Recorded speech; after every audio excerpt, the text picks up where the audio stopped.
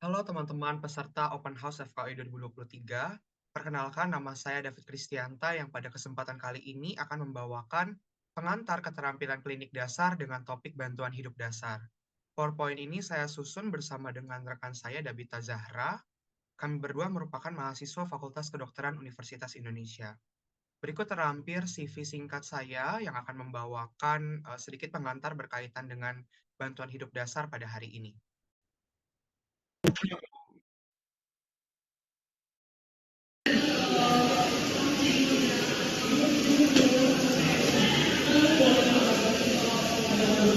Apabila kamu melihat pasien tidak sadar di jalan, apa yang dapat kita lakukan?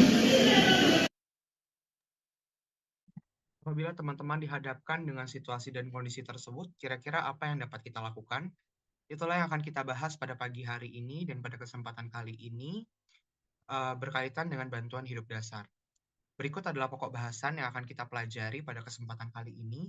Pertama, kita akan berbicara terlebih dahulu tentang definisi daripada RJP, BHD, dan juga henti jantung. Mungkin bagi beberapa teman-teman istilah-istilah ini masih terdengar asing, akan tapi kita akan coba bahas satu persatu. Yang pertama, RJP atau resusitasi jangka jantung paru merupakan rangkaian kegiatan penyelamatan nyawa atau life saving yang meningkatkan kesintasan atau survival setelah terjadinya henti jantung. Sedangkan bantuan hidup dasar atau basic life support adalah rangkaian kegiatan sederhana yang dilakukan untuk menolong pasien yang dicurigai mengalami henti jantung. Kita dari tadi berbicara tentang henti jantung. Apa sih itu henti jantung? Henti jantung adalah kondisi di mana jantung berhenti berdetak atau berhenti menghasilkan curah jantung atau berhenti untuk memompakan darahnya. Seberapa sering henti jantung itu terjadi? Menurut Indonesian Heart Association pada tahun 2015, angka kejadian henti jantung atau cardiac arrest berkisar 10 dari 100.000 orang normal yang berusia di bawah 35 tahun dan per tahunnya mencapai 300.000 hingga 350.000 kejadian.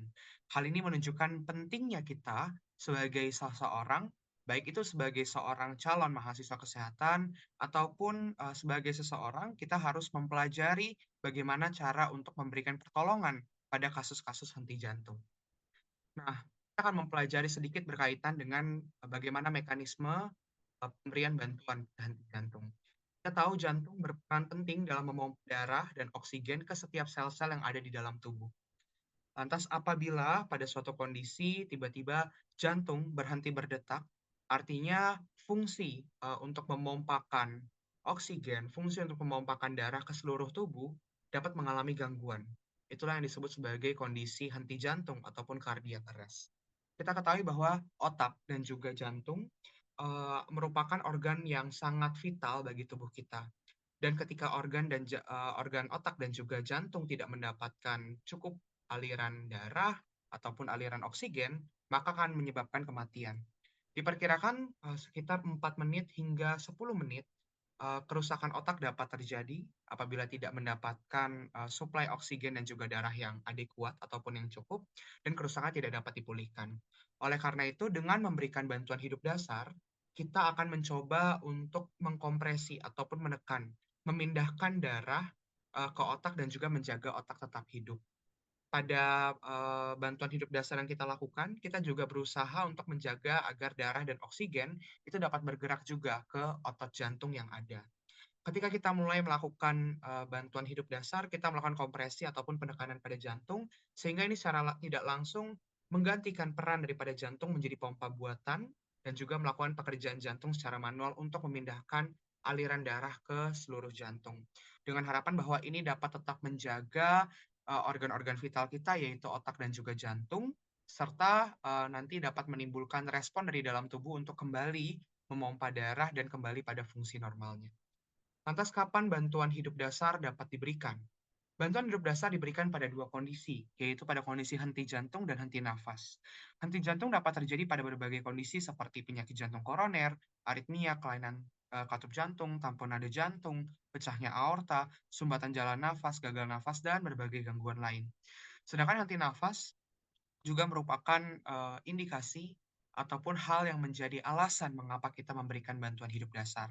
Henti nafas ditemukan pada pasien tenggelam, stroke, obstruksi, ataupun adanya sumbatan jalan nafas, epiglotitis, overdosis obat-obatan, tersengat listrik, dan berbagai kasus lainnya.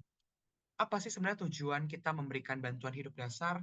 Yang pertama, kita akan mempertahankan dan mengembalikan fungsi organ vital, utamanya tadi dua organ utama yaitu otak dan juga jantung. Kemudian mempertahankan hidup dan juga mencegah kematian, mencegah komplikasi ataupun perburukan akibat kecelakaan, mencegah tindakan yang membahayakan, melindungi orang yang tidak sadar, kemudian mencegah berhentinya sirkulasi atau pernapasan, dan yang terakhir adalah memberikan bantuan eksternal terhadap sirkulasi dan ventilasi. Nah, pada prinsipnya, ketika kita berbicara tentang bantuan hidup dasar, tanpa adanya bantuan hidup dasar atau resusitasi jantung paru, maka kemungkinan korban untuk selamat berkurang antara 7 sampai 10% per menit. Dengan adanya bantuan hidup dasar yang kita berikan, maka kemungkinan korban untuk selamat berkurang antara 3 sampai 4% sampai dilakukan defibrilasi. Nah, kita perhatikan bahwa ada golden period untuk melakukan bantuan hidup dasar berdasarkan tadi waktu yang ada. Untuk keterlambatan BHD selama 1 menit, kemungkinan berhasilnya 98 dari 100 atau 98% orang dapat selamat apabila BHD-nya atau bantuan hidup dasarnya terlambat diberikan 1 menit. Untuk orang yang terlambat diberikan selama 4 menit, kemungkinan keselamatannya menurun menjadi 50%. Dan terlambat lebih dari 10 menit atau selama 10 menit, kemungkinan berhasilnya 1 dari 100 atau 1%. Oleh karena itu, bantuan hidup dasar ini merupakan suatu rangkaian yang sistematis. Ya, ada rantai keselamatan atau chance of survival. Nah, di sini adalah chain of survival pada kasus-kasus yang terjadi di luar rumah sakit. Kita dapat melihat ada aktivasi respon darurat, CPR kualitas tinggi, kemudian defibrilasi, resusitasi lanjutan, perawatan pasca henti jantung, dan pemulihan. Nanti kita akan lihat bersama. Nah, pertama kita perlu mengenali terlebih dahulu, apa sih itu henti jantung dan bagaimana kita mengenali pasien-pasien henti jantung. Yang pertama adalah ketika pasien tidak memberikan respon atau didapatkan pernafasan yang berhenti atau abnormal, maka itu adalah tanda pasien henti jantung, maka perlu lakukan RJP. Yang kedua adalah pernafasan lambat dan sesak. Itu harus dikhawatirkan sebagai sebuah tanda serangan jantung. Kemudian pada pasien-pasien yang kejang, biasanya kejang kemudian pasien tidak sadarkan diri. Apabila tidak sadarkan diri, tidak memberikan respon pernafasan yang cukup ataupun adekuat, maka berikan RJP. Salah satu tanda dari pasien atau korban mengalami henti jantung juga adalah lemahnya atau tidak adanya denyut nadi, kurang responsif atau tidak sadarkan diri, dan juga nafas yang lemah. Oleh karena itu, ketika ditemukan tanda-tanda tersebut, kita harus mencurigai pasien tersebut mengalami henti jantung dan segera memberikan pertolongan. Menurut menurut European Resuscitation Council, ada 5 poin utama dalam bantuan hidup dasar. Yang pertama, kenali henti jantung dan mulai lakukan RJP. Kemudian yang kedua, hubungi layanan medis darurat. Yang ketiga, mulai kompresi dada. Yang ketiga, gunakan AED, Automated External Defibrillator. Dan juga belajar melakukan RJP. Kita akan lihat bagaimana teknik untuk melakukan bantuan hidup dasar. Teknik pertama yang harus diperhatikan adalah prinsip 3A, aman diri, aman pasien, aman lingkungan. Jadi ketika kita menemukan ada suatu pasien ataupun suatu korban, kita pastikan terlebih dahulu bahwa dalam kondisi aman. Artinya bila terjadi gempa bumi di suatu tempat, kemudian ada pasien tidak sadarkan diri, pastikan kita memindahkan pasien dan juga memindahkan diri kita ke tempat lapangan terbuka yang jauh daripada reruntuhan bangunan. Jangan sampai kita menimbulkan korban baru. Kita untuk aspek aman diri, kita bisa menggunakan alat pelindung diri. Misalkan pada masa COVID kemarin, bisa menggunakan sarung tangan ataupun masker. Kemudian pastikan aman pasien, pasiennya aman. Jadi jangan sampai bahwa pasien tidak dalam kondisi aman. Misalkan pasien mengalami cedera dan sebagainya. Kemudian aman lingkungan, artinya memang lingkungan cukup aman untuk kita dapat memberikan bantuan kepada pasien.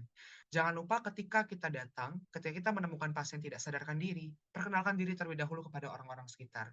Sebagai contoh, selamat pagi Bapak Ibu, perkenalkan saya Dr. David, saya mahasiswa kedokteran, boleh saya bantu pasiennya atau boleh saya lihat atau saya ingin mencoba untuk memberikan bantuan hidup dasar. Jangan lupa perkenalkan. Kemudian sesudah itu kita nilai respon korban dengan menggunakan kerangka AVPU, Alert, Voice, Pain, Unresponsive. Ini merupakan suatu hal yang berurutan kita lakukan. Alert, kita lihat apakah pasien tersebut sadar penuh atau tidak. Bila pasien tidak sadar penuh, kita bisa memberikan voice, verbal stimuli. Jadi kita coba panggil, Pak, Pak, bangun Pak, atau Pak, Bu, buka matanya, seperti itu. Kemudian apabila tidak merespon terhadap suara, terhadap verbal yang kita berikan, kita bisa berikan pain, rangsang nyeri. Rangsang nyeri bisa kita lakukan dengan menepuk-nepuk, dada ataupun menepuk-nepuk punggung ataupun juga bisa, melakukan, coba menggerakkan anggota tubuh daripada korban.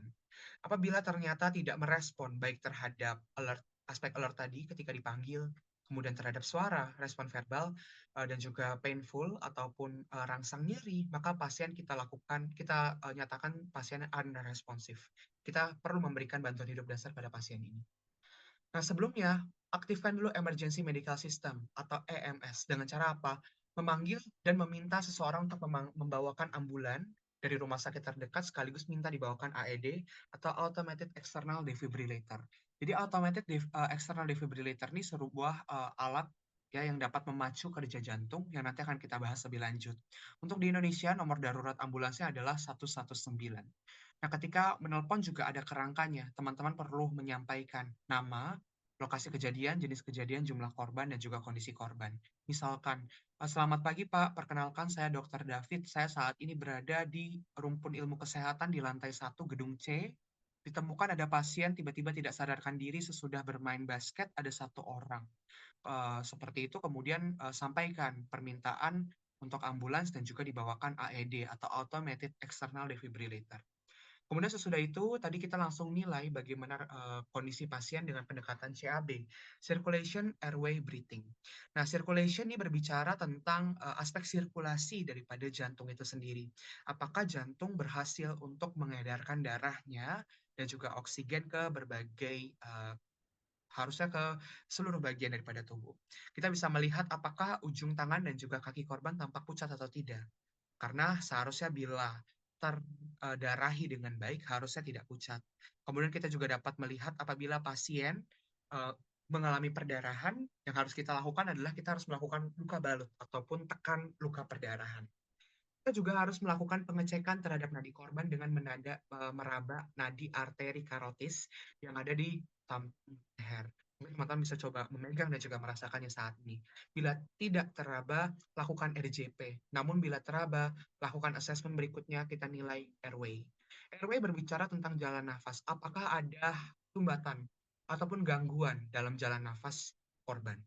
Bila ada benda yang menyumbat, kita bisa mengambil benda tersebut, atau kita juga bisa melakukan manuver. Ada dua manuver yang umumnya dilakukan. Yang pertama adalah manuver head tilt dan head tilt artinya adalah kita meletakkan satu tangan pada dahi korban, ya di sini seperti yang terlihat pada gambar, dan memberikan tekanan ke arah belakang dengan menggunakan telapak tangan untuk menengadahkan kepala. Ini aspek head tilt, dan kemudian tempatkan jari-jari tangan yang lain di bawah tulang rahang bawah untuk mengangkat dagu ke atas, itu chin lift. Ini adalah head tilt chin lift. Kemudian ada cara lain yaitu jaw thrust. Ini kita gunakan untuk pasien-pasien yang ada cedera tulang belakang, ada patah tulang dan sebagainya. Kita lakukan pengangkatan seperti yang ada pada gambar. Kemudian apabila sesudah airway dilakukan, ternyata pasien juga tidak merespons atau pasien tidak kunjung sadar, kita cek breathing-nya. Breathing kita lakukan 3 aspek, look, listen, and feel. Look kita lihat ya, apakah dada korban mengembang dengan baik atau tidak. Kemudian listen, kita dengarkan suara nafas korban, dan feel, kita rasakan apakah ada udara yang keluar melalui pipi kita. Di sini kita dapat melihat serangkaian satu tindakan yang dilakukan, langsung kita bisa menilai keseluruhan. Kita dengan menggunakan mata kita di sini kita melihat ke pasien. Apakah dada pasien itu mengembang dengan jelas. Kemudian di sini kita bisa listen sekaligus feel. Kita mendengarkan ada tidak suara nafas korban, dan feel kita merasakan udara dengan pipi kita. Berikutnya, apabila ternyata memang tidak ada, maka kita harus segera memposisikan korban dan penolong untuk memulai RJP.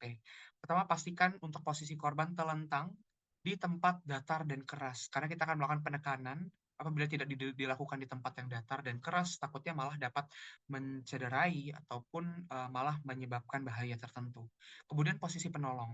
Jadi kita berlutut dengan posisi tangan kita harus lurus. Dengan posisi tangan kita yang lurus, kita memberikan tekanan secara maksimal terhadap jantung daripada pasien, sehingga hasil juga lebih maksimal dan juga meminimalisir kelelahan. Dilakukan di mana? Di bagian tengah daripada tulang dada. Ya, oke, kita lihat bagaimana sih kompresi yang bisa diberikan ataupun penekanan yang diberikan. Penekanan dilakukan sebanyak 30 kali. kita meletakkan tumit telapak tangan kita menumpuk di atas jari lain seperti yang terdapat pada gambar ini, tegak lurus, jadi tidak boleh tertekuk sikunya pada midsternum atau bagian tengah daripada tulang dada, dan menghindari ujung jari menyentuh dinding dada korban. Kemudian kedalaman kompresi, penekanan yang dilakukan sedalam 5 cm, tidak boleh lebih dari 6 cm, dengan kecepatan 100 kali per menit.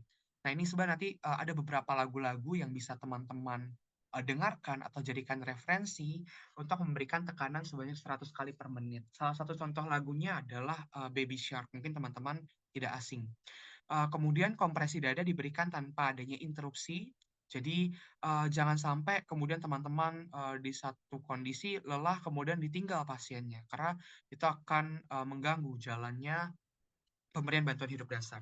Kemudian biarkan dada untuk mengembang kembali setelah kompresi. Jadi pastikan bahwa setelah kita tekan, ini ada ada recoil ataupun dada dapat mengembang kembali, naik kembali. Jadi tidak tetap kolaps ataupun dadanya tetap tidak bergerak. Kemudian lakukan RJP pada permukaan yang kokoh seperti yang tadi disampaikan. Nah, kemudian sesudah 30 kali diberikan tekanan, berikan bantuan nafas ataupun ventilasi sebanyak 2 kali dengan teknik mouth to mouth ataupun dengan menggunakan back valve mask dengan teknik easy clamp. Nah, pastikan dada korban itu mengembang ketika memberikan bantuan nafas. Kita perhatikan di sini yang di sebelah kiri ini adalah mouth to mouth, jadi dengan menggunakan mulut secara langsung, ataupun bisa juga dengan menggunakan back valve mask ya, ini masker seperti ini dengan menggunakan isi clamp, tapi yang tidak akan kita pelajari pada kesempatan kali ini. Ketika memberikan pertolongan mouth to mouth, ada beberapa langkah yang bisa kita perhatikan. Langkah pertama, kita buka jalan nafas korban. Pastikan kepala itu dimiringkan ke belakang, dagu terangkat dengan meletakkan satu tangan di dahi dan tangan lainnya terletak di dagu. Miringkan kepala ke belakang, kemudian gunakan jari telunjuk dan juga ibu jari seperti pada gambar berikutnya, di sini untuk menutup bagian lunak hidung korban, jadi pastikan ini ditutup. Kemudian tangan lain untuk membuka mulut korban. Kemudian langkah berikutnya yang dilakukan adalah tarik nafas dalam-dalam, kemudian tutup rapat mulut korban dengan mulut kita sebagai penolong, tiup dengan kecepatan tetap selama sekitar 1 detik. Usahakan bahwa dagu terangkat dan carilah apakah ada pengembangan. Dilakukan sebanyak 2 kali. Apabila sudah selesai dilakukan, kita lakukan biasa sebanyak 5 siklus. Jadi 30 kali memberikan tekanan, 2 kali memberikan nafas bantuan, kemudian dilanjutkan 30 tekanan, 2 nafas bantuan, sampai sebanyak 5 siklus. Sudah itu kita lakukan evaluasi. Kalau nadi tidak teraba, lakukan RJP kembali 5 siklus lagi seperti yang tadi. Jika nadi teraba namun nafasnya belum ada, berikan rescue breathing setiap 6 detik selama 2 menit. Jadi setiap menit, 2 menit, lakukan evaluasi nadi dan juga pernafasan. Dan jika nadi dan juga napas ada, tetapi korban belum sadar, posisikan korban pada recovery position ataupun posisi pemulihan. Jadi pemeriksaan nadi kita lakukan pada nadi karotis. Nah, nanti kita akan bahas bagaimana recovery position. Akan tapi bila pasien tetap tidak sadar, kemudian AED telah datang ataupun tersedia, pasang AED atau Automated External Defibrillator dan ikuti instruksi dari mesin AED. Ini merupakan alat untuk memberikan kejutan ataupun shock listrik pada henti jantung secara otomatis. Ini dapat memulihkan kembali kontraksi jantung pada kasus-kasus henti jantung, kemudian juga dapat menganalisis bagaimana sebenarnya irama jantung, dan juga dia hanya memberikan energi ataupun kejut listrik untuk irama jantung yang perlu kejutan listrik. Ya, ini nanti akan dipasangkan, ada petunjuknya pada alat yang sudah disediakan. Nah, sesudah tadi 5 siklus ventilasi, kita akan melakukan penilaian seperti yang tadi sudah disampaikan. Jika tidak ada nadi, dilakukan kembali kompresi dan juga bantuan nafas dengan rasio 30:2. Kemudian jika ada nafas dan juga denyut nadi teraba, letakkan korban pada posisi pemulihan atau recovery position atau bahasa Indonesianya adalah posisi mantap. Kemudian kalau tidak ada napas tetapi nadi teraba, berikan bantuan napas sebanyak 8-10 kali per menit dan monitor nadi setiap 2 menit. Kemudian jika sudah terdapat pernapasan spontan dan adekuat serta nadi teraba, jaga agar jalan napas tetap terbuka, kemudian korban atau pasien dibaringkan pada posisi pemulihan. Posisi pemulihan itu bagaimana? Nah, ini adalah posisi pemulihan yang dapat kita lakukan pada pasien. Untuk melakukan posisi pemulihan, kita lihat bersama di sini. Yang pertama adalah kita posisikan korban. Kita lipat lengan kiri korban, luruskan lengan kanan dengan telapak tangan harusnya menghadap ke atas, kemudian terletak di dekat bawah, atau di bawah paha kanan.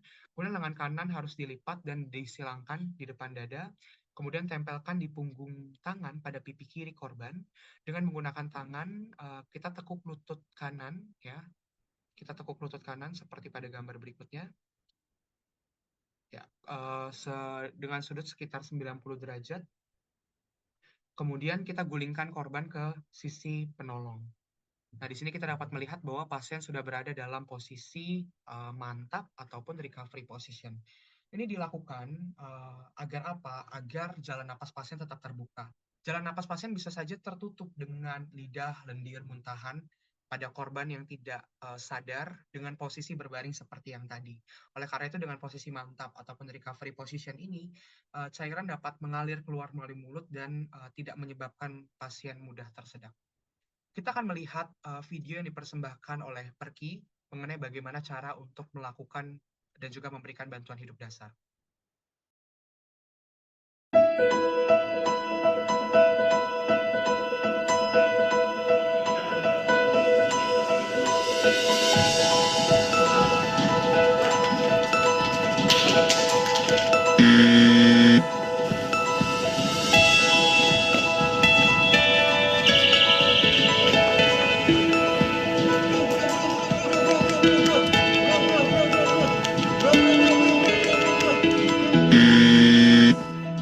Penyakit jantung dan pembuluh darah adalah penyebab kematian tertinggi di seluruh dunia, menyebabkan lebih dari 17,9 juta kematian per tahun, atau 49.000 kematian per hari, atau 2.000 kematian setiap jam.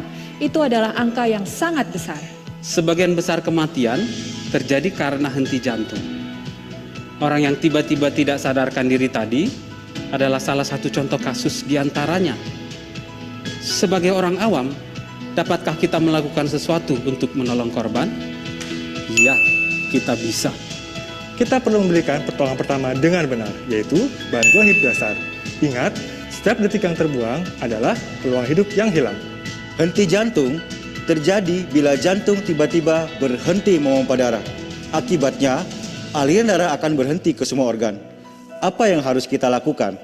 Kita harus mampu memberikan aliran darah buatan melalui kompresi dada dengan benar. Bagaimana kita melakukan bantuan hidup dasar? Menilai respon korban. Apakah pasien benar-benar tidak sadar? Pastikan pasien menggunakan masker atau kain atau handuk yang menutupi hidung dan mulut. Cek nafas dan nadi dalam waktu kurang dari 10 detik. Apakah pasien tidak merespon? Apakah korban tidak bernafas atau tidak bernafas normal?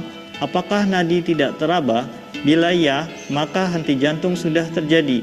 Kita berpacu dengan waktu. Segeralah minta tolong. Segera hubungi fasilitas kesehatan terdekat atau minta pertolongan orang lain untuk menghubunginya, sedangkan kita mulai memberikan pertolongan.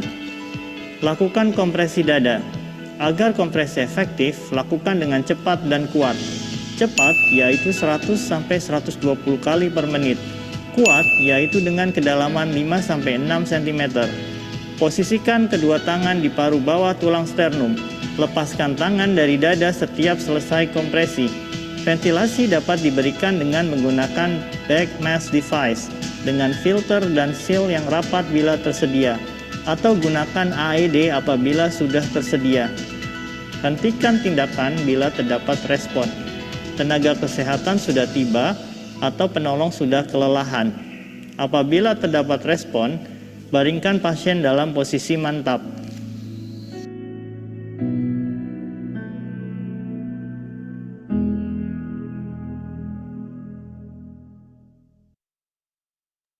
Baik, demikian adalah video tata cara untuk melakukan bantuan hidup dasar.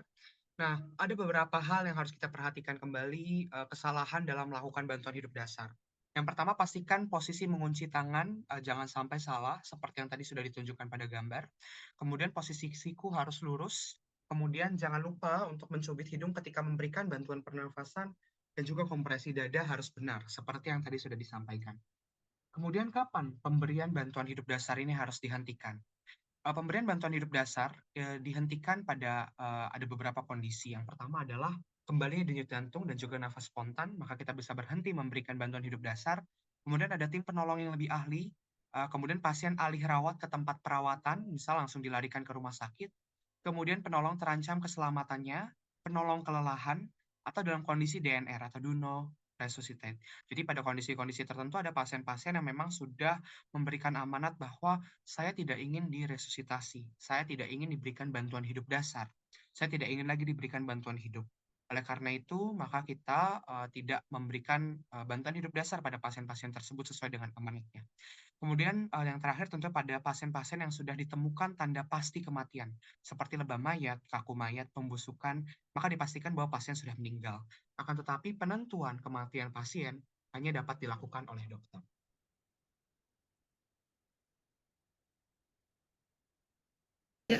Nah, sekarang kalian sudah memahami bagaimana cara untuk memberikan bantuan hidup dasar. Ingat bahwa bantuan hidup dasar yang berkualitas dapat menyelamatkan nyawa orang lain di luar sana. Berikut merupakan referensi yang digunakan dalam penyusunan materi ini. Baik, kita sudah sampai pada penghujung pengantar berkaitan dengan bantuan hidup dasar. Semoga video pengantar ini cukup jelas untuk membantu teman-teman mempelajari berkaitan dengan bantuan hidup dasar. Apabila ada pertanyaan, nanti dapat disampaikan kepada tutor pada saat acara open house. Sampai bertemu di open house dan terima kasih.